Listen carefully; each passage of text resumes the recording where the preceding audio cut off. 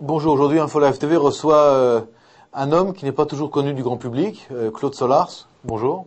Bonjour. Claude Solars, c'est un homme qui depuis des années aide Israël dans différents domaines, dans différentes organisations. Et hier, c'est ça aujourd'hui l'intérêt de la chose, hier il a été nommé à la Knesset, président du mouvement Kadima et Noam Hatzioni pour la France.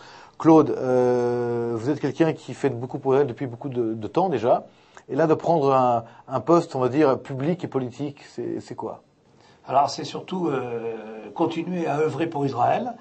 Ça a été une grande émotion, une grande joie d'être reçu à la Knesset. Je n'imaginais pas un jour que je vivrais des événements pareils. Et ce qui est extraordinaire, c'est de se dire qu'on peut continuer à œuvrer pour Israël avec l'aide de la communauté française, qui a vraiment nécessité, je pense, à se rassembler, à se regrouper plus au-delà de toutes ces divisions et ces diversités.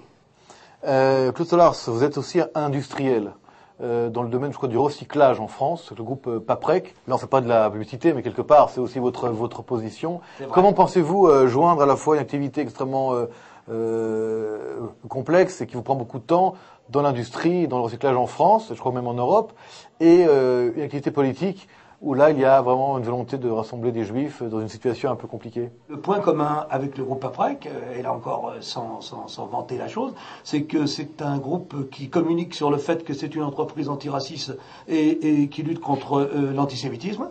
Et donc, il y a un véritable lien entre les causes personnelles et l'entreprise dans son activité publique. Est-ce que, en étant à la tête de Kadima France, avec d'autres activités aux alentours, est-ce que vous êtes quelqu'un qui va essayer aussi de renforcer, de travailler l'image d'Israël?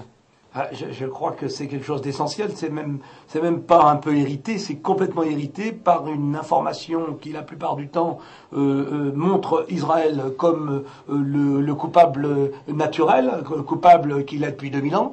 Et je crois qu'à travers des tas d'actions, que ce soit maintenant Kadima, bien sûr, je pense qu'on va pouvoir faire des choses intéressantes, mais la Fondation France-Israël, les activités à faire connaître à travers l'œuvre qu'est l'action pour l'hôpital Hadassah de Jérusalem.